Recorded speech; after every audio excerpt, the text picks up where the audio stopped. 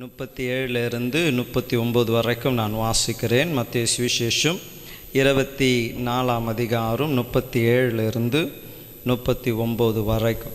இங்கே ஆண்டவராகிய இயேசு கிறிஸ்து இரண்டாம் வருகையை குறித்ததான ஒரு உபதேசத்தை சீஷர்களுக்கு அவர் போதித்து கொண்டு இருக்கிறார். அப்போ போதித்து வருகிற வேளையிலே அவர் இவ்விதமாய் சொல்லுகிறார், நோவாவின் காலத்தில் எப்படி நடந்ததோ அப்படியே மனுஷகுமாரன் வரும் காலத்திலும் நடக்கும். எப்படி எனில், ஜலப்பிரளயத்திற்கு முன்னான காலத்திலே நோவா பேழைக்குள் பிரவேசிக்கும் நாள் வரைக்கும் ஜனங்கள் புசித்து குடித்து பெண் கொண்டு பெண் கொடுத்து ஜலப்பிரளயம் வந்து அனைவரையும் வாரிக்கொண்டு போகும் மட்டும் உணராதிருந்தார்கள். அப்படியே மனுஷகுமாரன் வரும் காலத்திலும் நடக்கும் என்று சொல். அப்போ தேவன் நிறைய அடையாளங்களை சொன்னார். ஏற்கனவே ஒரு முறை கூட நம்ம பார்த்தோம். இந்த அடையாளங்கள் மிக மிக அவசியமான ஒன்று. காரணம், நம்மளுடைய தேவனுடைய வருகையை நமக்கு முன்னறிவிக்கிறதா இருக்கிறார்.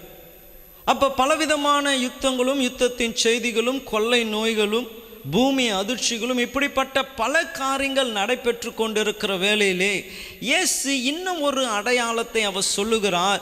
நோவாவின் நாட்களில் நடந்தது போலவே மனுஷகுமாரனின் நாட்களிலும் நடைபெறும். அப்போ இன்று நான் ஒரு 2 காரியத்தை உங்களுக்கு நான் சொல்ல விரும்புகிறேன். உணர்வு இல்லாமல் இருக்கிறதினாலே நடைபெறக்கூடிய காரியங்கள், அல்லது எந்த காரியங்களிலே உணர்வு இல்லாமல் இருக்கிறார்கள் தேவ பிள்ளைகள் என்று நான் காண்பிக்க விரும்புகிறேன். இவைகளை காண்பிக்கும் பொழுது நீங்கள் யோசித்து பாருங்க, இந்த நிலைகளிலே நீங்கள் எப்படி இருக்கிறீங்க?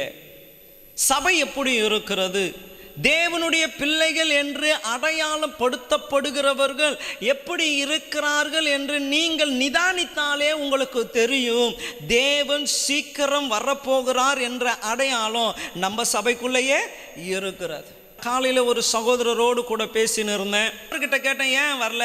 வேலை வேலை வேலை அப்படின்னார். நான் ஒன்று சொன்னேன், உங்களுடைய சம்பாத்தியம் சபையில் கனெக்ட் ஆகிருக்கு தெரியுங்களா? உங்களுக்கு நீங்கள் என்னதான் சம்பாதித்தாலும் அந்த சம்பாத்தியத்தை நீங்கள் சந்தோஷமாய் கொண்டாட அல்லது அதை நிறைவாய் நீங்கள் அனுபவிக்கணும்னா சபைக்கு வந்தால் தான் முடியும். நீங்கள் சம்பாதிச்சிட்டீங்க, ஆனால் சபையில் நீங்கள் இணையிலன்னு வச்சிங்க, நீங்கள் வாங்குகிற பணம் உங்களுக்கு போதாததாகவே தெரியும். நீங்கள் சம்பாதிக்கிறீங்க, ஆனால் சபையில் கர்த்தரை துதித்து ஆராதித்து தேவனோடு கூட நெருங்காமல் இருந்தீங்கன்னா இந்த பணம் உங்களுக்கு வந்தும் இந்த பணத்தினாலே வரக்கூடிய நிம்மதி சந்தோஷம் உங்களுக்கு வேண்டிய காரியம் வராமலேயே இருக்கும். குறைவுபட்டு கொண்டே தான் இருப்பீங்க. சம்பாதிக்கிறீங்க சம்பாதிக்கிறீங்க சம்பாதிக்கிறீங்க, ஆனால் அது உங்களுடைய வாழ்க்கையில் என்ன கொண்டு வராது? மகிழ்ச்சியே கொண்டு வராது. பணம் இருக்கு, ஆனால் ஒன்றும் இல்லை. சொன்னதுமே அவர் சொன்னார், ஆமாம் ஐயா, உண்மைதான், சம்பாதிக்கிறேன், கஷ்டப்பட்டு சம்பாதிக்கிறேன், ஆனால் இல்லை மனசில் ஒரு திருப்தியே இல்லை, ஓடிக்கொண்டே இருக்கிறேன், எனக்கே வாழ்க்கை அப்படியே போராட்டமாக இருக்கிறது. ஏன்னா எல்லாருடைய ஆசீர்வாதமும் எங்கே இணைகிறது என்றால் to the presence of God. நம்ம வெளியில் எல்லாம் தேடுறோம், வெளியில் உழைக்கிறோம், வெளியில் சம்பாதிக்கிறோம், ஆனால் அதனுடைய நிறைவு மகிழ்ச்சி அது சபையில் தான் முடிகிறது. இங்கே வந்தால் தான் நீங்கள் அங்கே உழைத்த உழைப்பினுடைய மகிழ்ச்சியை கொண்டாட முடியும். இங்கே வந்தால் தான் நீங்கள் லாபத்தை பார்க்க முடியும். இங்கே வந்தால் தான் அந்த சம்பாத்தியம் உங்களுக்கு ஐஸ்வர்யத்தை கொண்டு வரும். வருகிற வருமானத்தில் இன்னும் கொஞ்சம் போட்டால் தான் வீட்டு தேவையை என்ன பண்ண முடியும்? சந்திக்க முடியும். பாருங்க, இயேசுனுடைய சமூகத்திலே 5 அப்பமும் 2 மீனும் கொண்டு வந்தான். அது அந்த பையன் கையில் இருக்கிற வரைக்கும் அது ஒரு வேளை சாப்பாடு தான். இன்னும் ஒரு வேளை தேவன் நீண்ட பிரசங்கத்தை பண்ணி இருப்பாரே என்றால் அது அவனுக்கு போதாமல் போயிடும். எப்பொழுது அவன் கையில் இருக்கிற கொஞ்சத்தை தேவ சமூகத்திலே அவன் கொண்டு வந்தானோ அப்பொழுது அது வந்த எல்லாருடைய தேவையும் சந்தித்து அதை மீதமும் எடுக்கக்கூடிய ஒரு மகிழ்ச்சியை அவர்களுக்கு கொடுத்தது. ஹல்லேலூயா, ஹல்லேலூயா. எனக்கு நிறைய பேருக்கு என்ன உணர்வு இல்லைன்னா, ஆலயத்தில் என்ன நம்ம உழைக்கிறோம், நம்ம சம்பாதிக்கிறோம். வெளிநாடுகளிலே இப்போ இருக்கிற ஒரு மனநிலையே என்னன்னா அதுதான். நான் உழைக்கிறேன், நான் சம்பாதிக்கிறேன். நான் சொன்ன பாருங்க, நான் போயிருந்த அந்த பகுதியில் இதே போல் பெரிய சபை. முதல் நான் உள்ளே போகிறேன், அப்படியே பார்த்தா பெரிய சபை, பால்கனிலாம் வச்சுருக்கு. இது மாதிரி இல்லை, அந்த பழைய காலத்து ராஜாக்கள் இருக்கும்போது அந்த கற்களிலே கட்டுவாங்க பாருங்கள், அது போல் கருங்கல்லில் கட்டின பெரிய தேவாலயம். உள்ளே வர்றேன், சர்ச்சை பார்த்தாலே ஆச்சரியமாக இருக்கும், பெரிய ஸ்டேஜ். அப்படியே வந்தால் அப்படியே சந்தில் கூட்டின்னு போனான். உள்ளே போனால் சண்டே ஸ்கூல் ரூமில் மீட்டிங் நடக்குது. ஒரு வயசான தாத்தா தான் போதகர், அவருக்கு 80 வயசு இருக்கும். அந்த சர்ச்சில் ஒரு மூத்த ஒரு தாயார் இருக்கிறாங்க, அவங்களுக்கு 105 வயசு. 100 வருஷத்துக்கு முன்னாடி நடந்த எழுப்புதலிலே இருந்த ஒருத்தவங்க. 105 வயசில் ஒரு பாட்டி இருக்கிறாங்க. 2 மிடில் ஏஜ் ஃபேமிலி, அவளுடைய பிள்ளைங்க 4 பேரை தவிர சபைக்குள்ளே ஆளே இல்லை. என்னன்னா சபைக்கு வந்து எனக்கு என்ன லாபம், சபைக்கு வந்து எனக்கு என்ன லாபம். நானும் ஈட்டன் பாஸ்டரும் லண்டனில் நடந்து போய் கொண்டிருக்கிறோம். ஒரு பெரிய தேவாலயம், முன்னாடி எல்லாம் கல்லறைகள் சிலுவை வைத்து இருக்கிறது. போயினே இருக்கிறோம். சரியாய் அந்த நேரம் வந்தபொழுது அங்கே இருந்து இஸ்லாமியர்களுடைய அந்த என்ன அந்த சவுண்டு வருது. எனக்கு ஒரே அதிர்ச்சி ஆகிடுச்சு. நான் ஒன்று பாஸ்டரை பார்த்து கேட்குறேன்னா, பாஸ்டர் சர்ச்சு மேலே சிலுவை இருக்குது, தோற்றம் சிலுவை இருக்குது, முன்னாடி கல்லறைகள் இருக்கிறது, ஆனால் உள்ளே வர சத்தம் மட்டும் இப்படி இருக்கிறது, இஸ்லாமியர்கள் அதை தொழுகை ஸ்தலமாக மாற்றிருக்கிறாங்களேன்னு கேட்டால் அவர் சொல்கிறாரு, சர்ச்சுக்கு யாரும் வருதில்லை, சர்ச்சுக்கு யாரும் வருதில்லை, அதனால் அதை வச்சு நடத்த முடியல, விற்றுட்டாங்க. ஏனென்றால் அநேகருடைய நினைப்பு சபைக்கு வருகிறதுனாலே என்ன லாபம். ஆனால் இப்போ நீங்கள் இங்கிலாந்து எடுத்து பாருங்க, நீங்கள் பார்த்து தான் இங்கிலாந்து அமெரிக்காலாம் பார்த்தீங்கன்னா வாலிப பிள்ளைங்க, சிறு பிள்ளைங்க எல்லாருடைய வாழ்க்கையும் சீர்கெட்டு போயிருக்கிறார். ட்ரம்ப் அவர்கள் பிரசிடென்ட் ஆயிட்ட பிறகு அவர்கள் எடுக்கிற ஒவ்வொரு முயற்சியும் பழைய காலத்து விசுவாசிகளுக்கும் ஊழியங்களுக்கும் அவ்வளோ மனமகிழ்ச்சியாக இருக்கிறது. சரியாக செய்கிறாரு, இப்படி தான் பண்ணணும், இப்படிப்பட்ட தலைவர்கள் தான் வேணும் என்று சொல்லி அவ்வளவு சந்தோஷத்தை கொண்டு வருது. ஏன்னா பாவத்தை நிரப்பி வைத்திருக்கிறாங்க. சபை என்ன செய்ய போகுது? உணர்வில்லாமல் சபையை விட்டு தூரமாக இருந்ததினாலே தனி மனிதனுடைய ஒழுக்கம் கெட்டு போயிடுச்சு. குடும்பங்கள் குடும்பமாய் வாழ முடியாம ஒருவர் 5 வருஷம் கணவனும் மனைவியும் சேர்ந்து வாழ்ந்தா அதை பெரிய செலிப்ரேஷனாக கொண்டாடுறாங்க. எத்தனை வருஷம்? 5 வருஷம். அதுவே எப்படி கேட்குறாங்களாம், 5 வருஷம் ஒன்றவா இருக்கிறீங்க, ஒரே மனைவியோடுவா அப்படின்னு கேட்குற அளவுக்கு எப்படி இருக்கிறது இன்று குடும்பங்கள் இருக்க. காரணம் என்ன? சபையை குறித்ததான, தேவனை குறித்ததான உணர்வில்லாமல் சபை ஜனங்கள் மாறினதினால. ஹல்லேலூயா. இன்று இங்கே சொல்லப்படுகிறது, சொல்ற காரியம் நோவாவின் நாட்களில் எப்படி நடந்ததோ என்றும் நம்மளுடைய தேசத்திலையும் அப்படியே நடந்து கொண்டு இருக்கிறது. ஹல்லேலூயா, ஹல்லேலூயா. அப்போ இங்கே உணர்வில்லாதவர்கள் என்று சொல்லுகிறாங்களே, இந்த உணர்வில்லாதவர்கள் என்றால் என்ன? உணர்வு இல்லாதவர்கள் என்றால் என்ன? ஒரே ஒரு வசனத்தை வாசித்து பின்பதான் நம்ம 2 காரியத்தை பார்க்க போகிறோம். யாக்கோபு 4ஆம் அதிகாரம் 17ஆம் வசனம். Book of James chapter 4 verse 17. இவ்விதமாய் அப்போஸ்தலனாகிய யாக்கோபு சொல்லுகிறார், ஒருவன் நன்மை செய்ய அறிந்திருந்தும் அதை செய்யாமல் போனால் அதுதான் உணர்வில்லாதது. அவர் சொல்லுகிறாங்க, அது அவனுக்கு பாவமாக இருக்கும். இது ரைட்டுன்னு தெரிஞ்சு அதை செய்யாமல் போகிறாங்க. பார்த்தீங்களா? பார்த்துக்கலாம், அவர் அப்படி தான் சொல்லுவார், பார்த்துக்கலாம், அப்புறம் பண்ணிக்கலாம், இப்போ வேண்டாம், ஒன்றும் அவசரம் இல்லை. நோவா தாத்தா இப்போ தானே முதல் கட்டை எடுத்துன்னு வந்து வைக்கிறாரு, கட்டி முடிக்கிட்டோம், அப்புறம் பார்த்துக்கலாம். இப்போ தானே மிருகம்லாம் வந்திருக்கு, உடனே மழை வந்துடுமா, அப்புறம் பார்த்துக்கலாம். மழை வந்தால் கூட உடனே இவ்வளோ பெரிய படகு மேலே போயிடுமா, கொஞ்சம் மழை வரட்டும், தண்ணி வரட்டும், அப்புறம் பார்த்துக்கலாம். அப்போ அநேகர் என்ன நினைக்கிறாங்கன்னா, இதை செய்ய வேண்டிய நேரம் ஒன்று இருக்கிறது, சொல்லிக்கொண்டே இருக்கிறாங்க, ஆனால் செவிகளுக்குள்ளே போல. காரணம் என்னன்னா, உணர்வற்றவர்களாக இருக்கிறார். நன்மை என்று தெரிந்தும் அதை செய்யாமல் இருந்தா, அதை தான் இங்க சொல்றாங்க, வாரி கொண்டு போகிற வரைக்கும் எப்படி இருந்தாங்களா, நன்மையை செய்யாமலேயே இருக்கிறான். இது நன்மை, இது ரைட்டான காரியம், இப்படி தான் வாழ்ந்துருக்கணும், இப்படி தான் நம்ம பேசியிருக்கணும், இப்படி தான் நம்மளை பரிசுத்தமாக காத்திருக்கணும் என்ற நன்மையின் வழியை தெரிந்திருந்தோம். என்ன பண்ணுறதில்ல, செய்யறதே இல்லை. ஆனால் எந்த நேரத்திலே கர்த்தர் வருவார்னு நம்மளுக்கு தெரியாது. வேதம் சொல்லுகிறது, திருடன் வருகிறதை போல அவர் வரப்போகிறார் என்றபடினாலே விழித்திருந்துங்க. உணர்வுள்ளவர்களாய் இருங்கள் என்று சொல்லி இங்கே 2 காரியத்தை நான் உங்களுக்கு சொல்ல விரும்புகிறேன். மத்தேயு சுவிசேஷம் 24:39 அங்கு சொல்லப்படுகிறது, அவர்களை வாரிக்கொண்டு போகும் மட்டும் உணர்வில்லாதவர்களாய் இருந்தாங்க என்று சொல்லி. முதல் காரியம் நான் சொல்ல விரும்புகிறது, தேவனுடைய வார்த்தையை குறித்த உணர்வில்லாதவர்களாய் இருந்தாங்க. ஏனென்றால் 2 பேதுரு 2ஆம் அதிகாரம் 5ஆம் வசனத்திலே 2 பேதுரு 2ஆம் அதிகாரம் 5ஆம் வசனத்திலே இவ்விதமாய் அப்போஸ்தலனாகிய பேதுரு சொல்கிறார், பூர்வ உலகத்தை தப்ப விடாமல் நீதியை பிரசங்கித்தவனாகிய நோவா முதலான 8 பேரை காப்பாற்றி அவ பக்தி உள்ளவர்களை நிறைந்த உலகத்தின் மேல் ஜலப்பிரளயத்தை வரப்பண்ணி. அங்கே தேவன் பேதுருவை கொண்டு ஒரு காரியத்தை விளக்குகிறார். நீதியை பிரசங்கித்தாங்க, ஆனால் அவபக்தியாய் வாழ்ந்த ஒரு கூட்டம். தேவனுடைய வார்த்தை இப்படி இருக்கணும் என்று சொல்லியும் தேவனுடைய வார்த்தைகளை அலட்சியப்படுத்துகிற ஒரு கூட்டம்.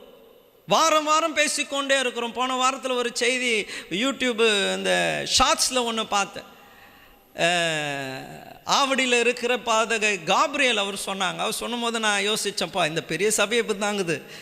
அவர் என்ன சொன்னார், 40 வருஷமாக சர்ச்சுக்கு வர்றீங்க, இன்னும் விசுவாசிகளுக்கு புட்டி பால் தான் நான் குத்துனுக்கிறேன், இன்னும் அவங்களுடைய குடும்பத்தை நடத்துறதுக்கு ஆலோசனை சொல்லின்னு இருக்கிறேன், அவன் பரிசுத்தமாக வாழத்துக்கு நான் ஆலோசனை சொல்லின்னு இருக்கிறேன். எத்தனை வருஷம் வரேன் தெரியுங்களா, நான் 40 வருஷமாக வந்து சர்ச்சில் உட்காந்து புட்டி பால் குடிச்சுன்னு இருக்கிறீங்க அப்படின்றார்.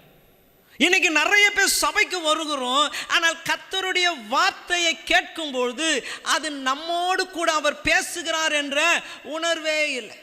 யாருக்கோ பேசுகிறார், எங்கேயோ நடக்க போகுது, நம்மளுக்கு என்ன அப்படி என்று தேவ வார்த்தைகளை அலட்சியப்படுத்தி கொண்டே இருக்கிறோம். நீங்கள் வாசிப்பீர்கள் என்றால் ஓசியா தீர்க்கதரிசன புஸ்தகம் 8ஆம் அதிகாரம் 12ஆம் வசனம், book of Hosea chapter 8 verse 12. இவ்விதமாய் தேவன் சொல்லுகிறார், என் வேதத்தின் மகத்துவங்களை அவர்களுக்கு எழுதி கொடுத்தேன், அவைகளை அந்நிய காரியமாய் எண்ணினார்கள். ஹல்லேலூயா, ஹல்லேலூயா, ஹல்லேலூயா. தேவன் அவருடைய வேதத்தின் மகத்துவத்தை சொல்லி இருக்கிறாங்க. ஆனால் அநேகர் என்ன என்றாங்க, இது நம்மளுக்கு இல்லை, கடமைக்கு ஒரு அதிகாரம் வாசிக்கிறது, போகும்போது கேலண்டரில் ஒரு வசனம் வாசிக்கிறது, வாட்ஸ்அப்பில் வருகிற ஒரு வசனத்தை வாசிக்கிறது, அவ்வளவுதான் அநேகர் கிறிஸ்தவர்களாக இருப்பதற்கே அடையாளம். ஆனால் தேவன் அவருடைய மகத்துவத்தை இந்த நாள் எப்படி இருக்க போகிறது, நீங்கள் வாழ்கிற இந்த கிறிஸ்தவ வாழ்க்கை எப்படி வாழ வேண்டும் என்ற சட்டதிட்டங்களை எல்லாம் கொடுத்திருந்தோம். அநேகர் என்ன நினைக்கிறாங்க, அந்நிய காரியமா, இதுக்கும் நம்மளுக்கும் சம்பந்தமே இல்லை. அப்போ ஒவ்வொரு நாளும் கிட்டத்தட்ட 120 வருஷம் நோவா பேழையை கட்டினார்னு சொல்கிறான்.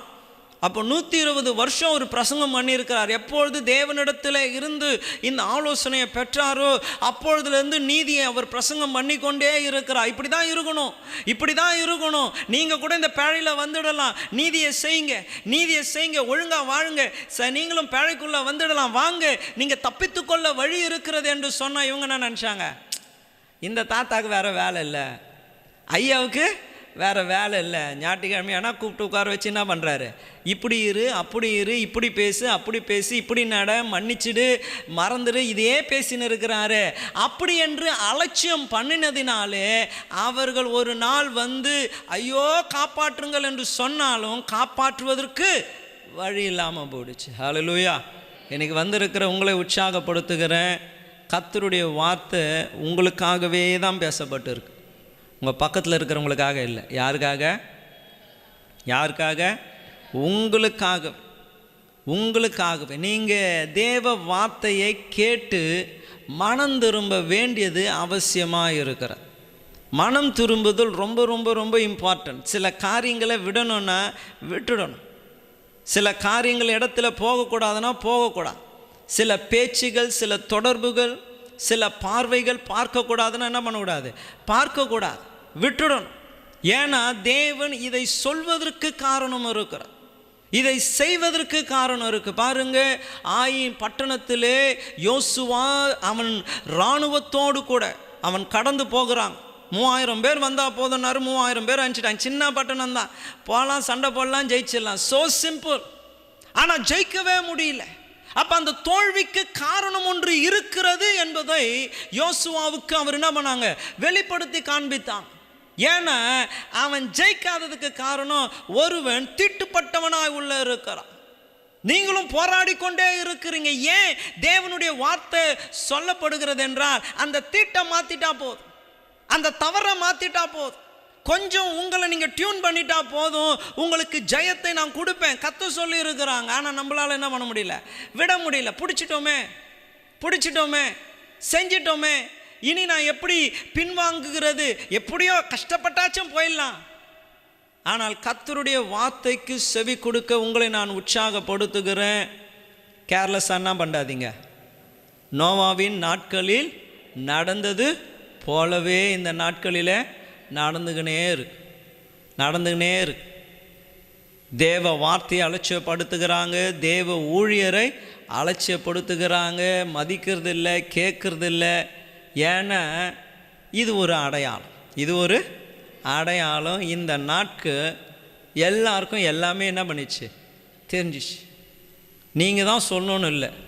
இப்போ இந்த மெசேஜ் இல்லைன்னா ஈவினிங் சர்வீஸ் அட்டன் பண்ணோன்னா நிறைய லைவு வந்துதான் இருக்குது. நாங்கள் அங்கே போய் பார்த்துக்குறோம், ஆசீர்வாதமாக பேசுகிறவங்கள பார்த்துக்குறோம், வாக்குத்தத்தம் கொடுக்குறவங்கள பார்த்துக்குறோம்.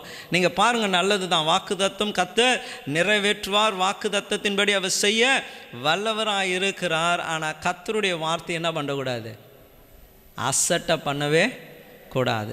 2 தீமோத்தேயு 3:16-17 வாசிப்போம் என்றால், தேவ வாக்கியங்கள் எல்லாம் தேவ ஆவியினாலே அருளப்பட்டிருக்கிறது. தேவனுடைய மனுஷன் தேறினவனாகவும் எந்த நற்கிரியையும் செய்ய தகுதி உள்ளவனாய் இருக்கும்படியாக அவைகள் உபதேசத்திற்காக, கடிந்து கொள்ளுதலுக்காக, சீர்திருத்துதலுக்காக, நீதியை படிப்பித்தலுக்காக பிரயோஜனம் உள்ளவர்களாய் இருக்கிறது. ஹல்லேலூயா. கர்த்தருடைய வார்த்தை பாருங்க, ஆவியானவர் கொடுக்குறாங்க. ஏன் கொடுக்குறாங்க என்றால், எந்த மனுஷனும் தேறினவனாய் நற்கிரியை செய்கிற தகுதி உள்ளவனாய் இருக்கும்படி. அப்போ கர்த்தருடைய வார்த்தை ஏன் பேசப்படுகிறது என்றால், இருக்கிற ஒவ்வொருவரும் தேறினவர்களாக இருக்கும். ஏதோ வந்தோம், சர்ச்சில் இருந்தோம், போனோம் என்றால், எங்கேயோ இருந்தீங்க, கர்த்தர் கொண்டு வந்து சபையில் நெட்டு வச்சிட்டார். இப்போ நெட்டு வச்ச உங்களை நீங்கள் என்ன பண்ணணும், இந்த சபையிலே வேறொன்று வளர ஆரம்பிக்கணும். வளருகிறது மாத்திரமல்ல, சபையிலே கனி கொடுக்கணும். அதனால தான் தேவன் எங்கேயோ இருந்த உங்களை எப்படியோ பிடித்து என்ன பண்ணிட்டாங்க, இழுத்து கொண்டு வந்து சபையில் நாட்டிட்டாங்க. பல வருஷமாய் சபைக்கு வருகிற நீங்கள் நற்கிரிகளை செய்யக்கூடிய தேர்ச்சியும் வரல, தகுதிக்குள்ளும் வரல. இன்னும் எப்படி தான் இருக்கிறீங்க, அதே நிலைமையில் இருக்கிறீங்க. எத்தனை வருஷம் வந்தீங்க, வந்துன்னு இருக்கிறோம். ஐயா சர்ச்சை ஆரம்பிக்கும் போதே எனக்கு அப்பயே தெரியும் ஐயாவை. தங்கச்சின் பாஸ்டர் சைக்கிளில் போவார்ல முன்னாடி, அப்படிலாம் சொல்லி வந்துக்கிறவங்க இருக்கிறாங்க. ஸ்கூட்ரு ஒன்று வச்சுன்னு இருப்பார்ல, ஒன்று ப்ளூ கலரில், அப்படிலாம் சொல்லி நின்றவங்க இருக்கிறாங்க. வந்துன்னு இருக்கிறாங்க, பார்த்துன்னு இருக்கிறாங்க. ஆனால் எப்படி தான் இருக்கிறாங்க, தம் தூண்டே இருக்கிறாங்க, அவ்வளோண்டே இருக்கிறான். இதற்கு மேலே அவர்களுக்கு என்ன இல்லை, வளர்ச்சியே இல்லை. பிரதர் நீங்கள் ஜாம் பண்ணுங்க அப்படின்னா போதும். எத்தனை 40 வருஷம் வந்தவர் அப்போ தான் என்ன பண்ணுவார், அத்தவாரம் பண்ணுறேன், அத்தவாரம் பண்ண போகிறான்னு நினைக்கிறீங்க நீங்கள்? அத்தவாரம் பண்ண போகிறது இல்லை. அத்தவாரம் ஆள் வரமாட்டார். ஈவினிங் சர்வீஸ் வந்தால் தானே ஜாம் பண்ண சொல்கிறீங்க. ஏன்னா 40 வருஷம் வந்தார், வளரவே இல்லை. ஆனால் கர்த்தருடைய வார்த்தை என்ன சொல்லுகிறது, அவன் தேறினவனாகவும் தகுதி உள்ளவனாய் மாற்ற.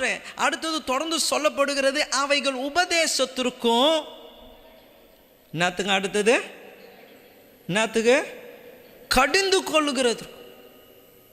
கடிந்து யாரை கடிந்து கொள்வாங்க, தப்பு செய்கிறவங்கள என்ன பண்ணுவாங்க. அப்போ தப்பு செஞ்சால் கடிந்து கொண்டு தான் ஆகணும். இது ஊழியருடைய வேலை. இது தப்பு, இப்படி செய்யக்கூடாது. கடிந்து கொள்ளுகிறது எங்கேருந்துனா எங்கள் சுயத்தில் இருந்தால கர்த்தருடைய வார்த்தை அந்த அதிகாரத்தை கொடுத்துருக்கு. இது தப்புப்பா, பண்ணக்கூடாது, லஞ்சம் வாங்கக்கூடாது, தவறாக பார்க்கக்கூடாது, தப்பான காரியத்தை பேசக்கூடாது, தப்பான ஐக்கியத்தில் இருக்கக்கூடாது, ஜெபிக்கணும், வேதம் வாசிக்கணும், இதுதான் சரி. இதை சொல்லி கொடுக்க வேதம் இருக்கிறது. ஆனால் வேதத்தை நம்ம என்ன நினைக்கிறேன்?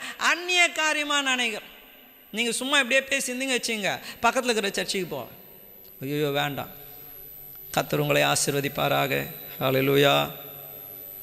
கர்த்தர் உங்களோடு கூட இருப்பாராக. கர்த்தர் உங்களுக்காய் யாவையும் செய்து முடிப்பாராக. ஹல்லேலூயா. சோதரம் சோதரம் சோதரம் சோதரம் சோதரம் சோதரம்.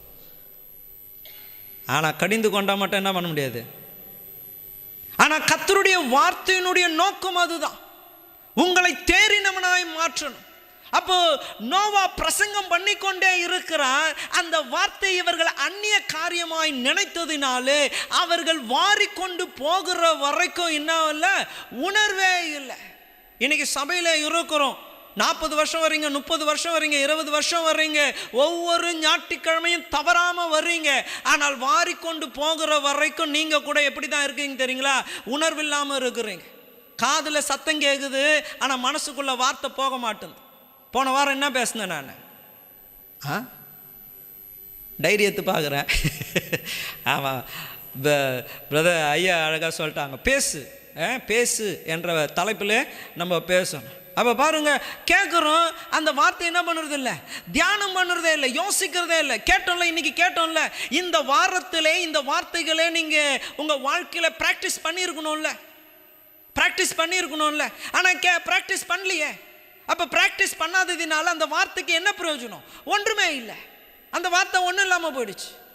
அப்போ இன்னைக்கு கேட்டீங்க, கர்த்தர் உங்களோடு கூட பேசணும்னு நினச்சாங்க, அவர் எனக்கு வார்த்தையை கொடுத்தாங்க, நான் உங்களுக்கு சொல்லுகிறேன், அதை கேட்டுட்டீங்க. இப்போ இந்த வாரம் அந்த வார்த்தையை வச்சு என்ன பண்ண போகிறீங்க? சர்ச்சிலே விட்டு போயிட்டோம். நீங்கள் வேணா சொல்லுங்கள், யூடியூப்பை பார்த்து சொல்கிறோம் என்ன பேசுனீங்க. அப்போ அப்படி என்று நம்ம நினைக்கும் பொழுது இருக்கிற நிலையிலே இருக்கிறோம். ஒரு நாள் அழிவு வரும், ஒரு நாள் தேவன் வருவார், ஒரு நாள் ரகசிய வருகை இருக்கும். எல்லாரும் அப்படியே இன்றைக்கி ஈவினிங் சர்வீஸ் 8:30 மணி 7 மணிக்கு என்று வந்து பார்த்தீங்கன்னா யாருமே இருக்க மாட்டான். என்னடா வரல, என்ன இவர் பாஸ்ட்டு சர்ச்சே நாற்று தரலையே, இவர் 7 மணி ஆயிடுச்சு வரலையே, 7:10 ஆயிடுச்சு வரலையே, வண்டிலாம் இருக்குது, மைக் செட்லாம் இருக்குது, எல்லாமே இருக்குது, ஆள் லைட்டு கூட போடல பாரு, எங்கே தான் தூங்கி நிற்கிறாங்களோ. உள்ளே போய் பார்ப்பீங்க, வெளில வந்து பார்ப்பீங்க, ஆளெல்லாம் காணும். இன்னும் ஐயாவை காணுமேன்ட்டு வேறு ஒரு விசுவாசிக்கு ஃபோன் பண்ணால் அவங்களும் ஃபோன் எடுக்கலை, பெல் அடிக்குது. கொஞ்சம் நேரம் கழிச்சு தான் தெரியுது, அங்கங்கே ஆம்புலன்ஸு சவுண்டு போட்டுன்னு ஓடுது, போலீஸ்காரங்க இங்கேயும் எங்கேயும் ஓடுறாங்க, ஏதோ ஒன்று சம்திங் நடக்குதுன்னு தெரியுது. செய்தியை பார்த்தா அங்கங்கே ஆளுங்களை காணாமல் போயிட்டாங்க. அப்போ தான் தெரியும், ஓஹோ இயேசு வந்துட்டுக்கிறாரு, இயேசு வந்துட்டுக்கிறா. வாரி கொண்டு போன பிறகு தான் முழங்கால் படிட்டு, ஐயோ சொன்னாங்களே கேட்கலையே, சொன்னாங்களே கேட்கலையே, சொன்னாங்க கேட்கலையே, இஷ்டமாக வாழ்ந்துட்டோமே என்று சொல்லி புலம்பினாலும் லாபம் இருக்கா. அதனால தான் கர்த்தர் இப்பயே சொல்கிறாரு, அடையாளத்தையும் காமிச்சிட்டாரு, நோவாவின் நாட்களில் சம்பவித்தது போலவே. இன்றைக்கி நடந்துக்கினே இருக்கு, இன்றைக்கி நடந்துக்கினே இருக்கு. ஒரு வீடியோ பார்த்தேன், ஸ்டேஜில் சிஎஸ்ஐ சர்ச்சோ ஏதோ ஒன்று போல இருக்குது, பாஸ்டர் அடிச்சு கீழே தள்ளுறாங்க. யாருன்னா விசுவாசிங்க தான்.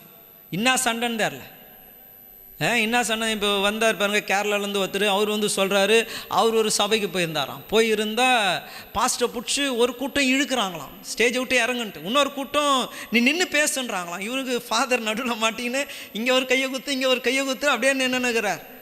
என்னன்னா கமிட்டியிலேருந்து உன்னை எத்தாச்சே, நீ ஏன் உன்னை நிற்கிற அப்படின்னு ஒருத்தர் வெளில போன்றாங்க.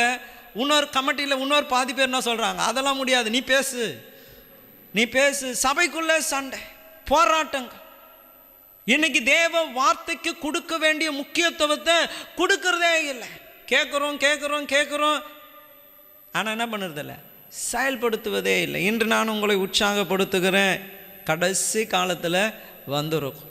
ஒருவேளை மன்னியாமல் இருப்பீர்கள் என்றால் மன்னியுங்க, விட்டு கொடுக்க வேண்டும் என்றால் விட்டு கொடுங்க, நேசிக்காமல் இருப்பீங்கன்னா நேசிங்க, கர்த்தருக்காக பாடுகளை சகிங்க, நீதி உள்ளவர்களாய் வாழ பிரயாசப்படுங்க. வேதம் சொல்லுகிறது, இவைகளெல்லாம் நம்ம என்ன பண்ணோம், கை கொள்ள வேண்டும். ஹல்லேலூயா.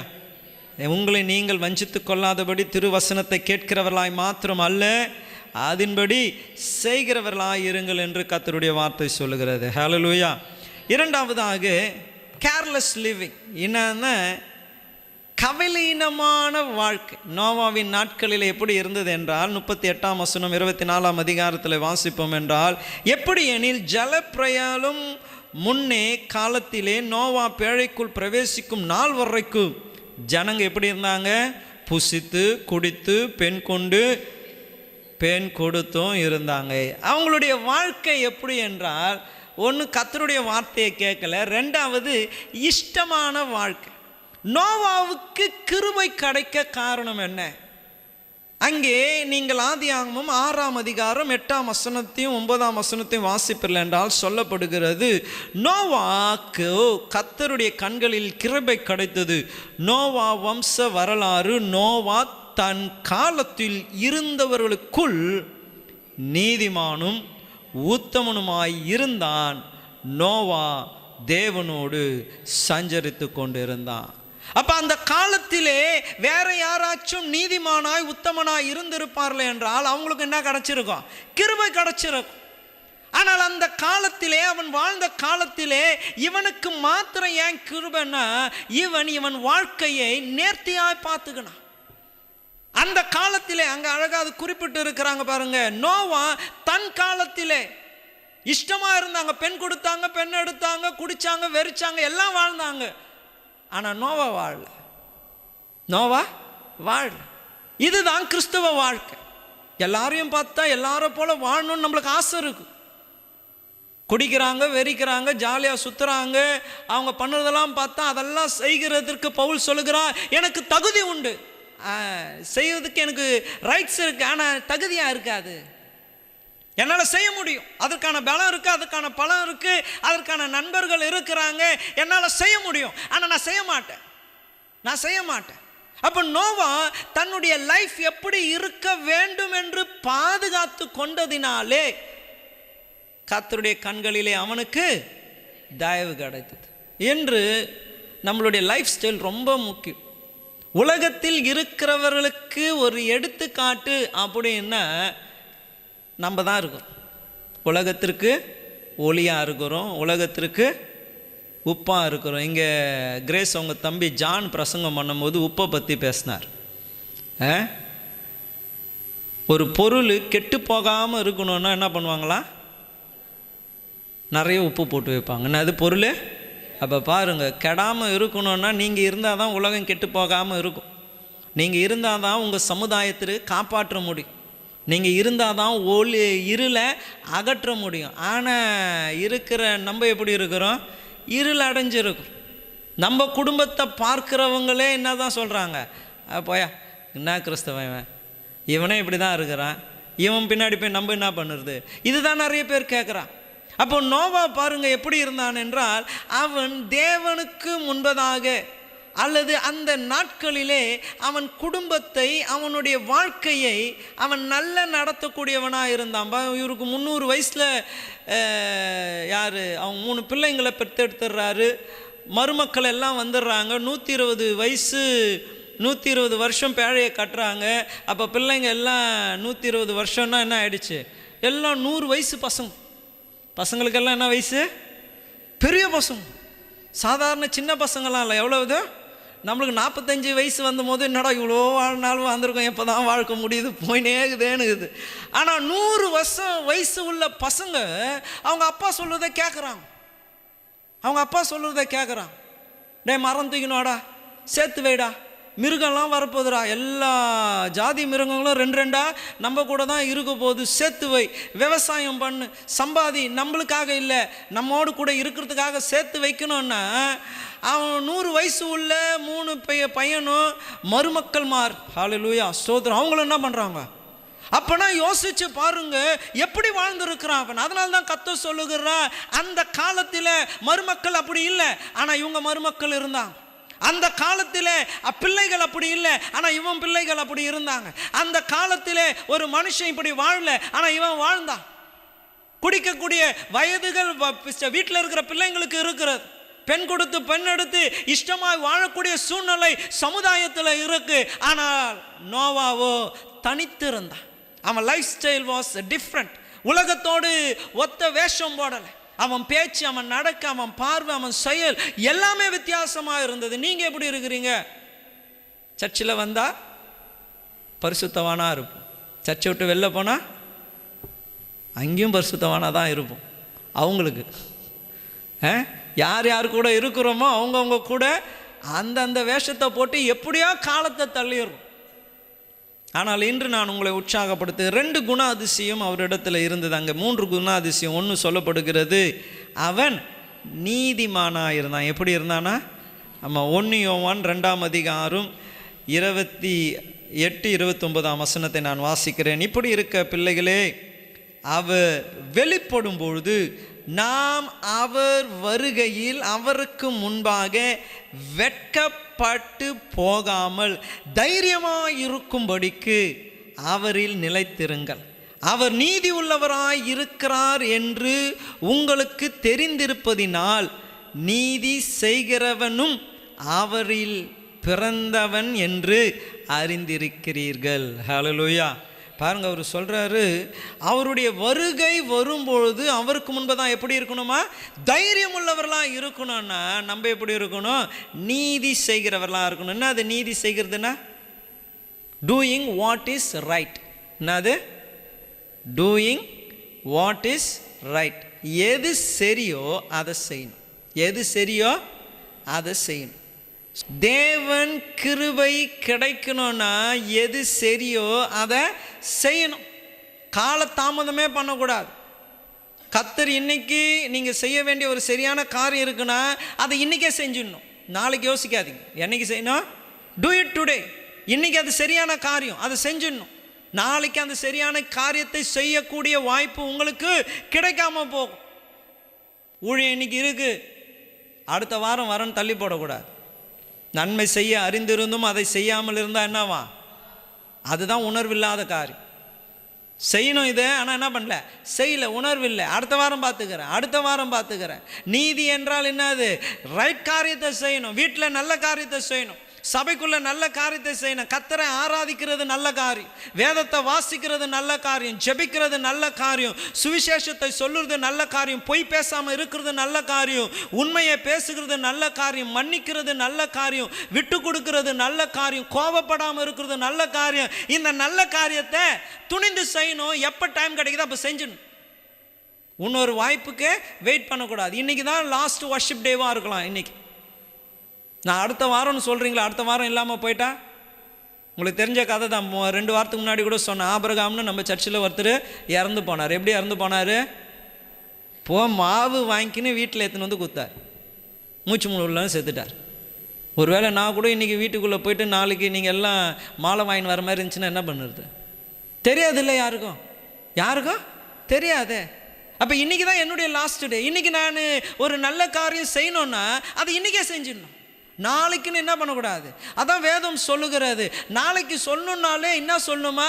கர்த்தருக்கு சித்தமானால். என்னம்மா வேதம் நம்மளுக்கு சொல்லிக் கொடுக்கிறது?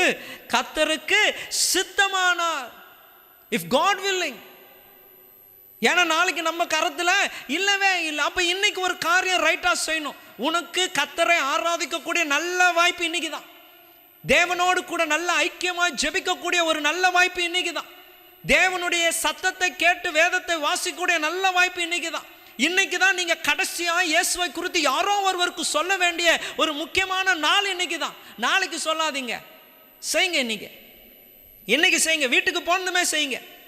நோவா செஞ்சார். கர்த்தருடைய சத்தத்தை கேட்டாரு, பிரசங்கம் பண்ணாரு, அதே நேரத்தில் அவருடைய சித்தத்தை நிறைவேற்றி கொண்டே இருந்தார். கஷ்டம்தான்.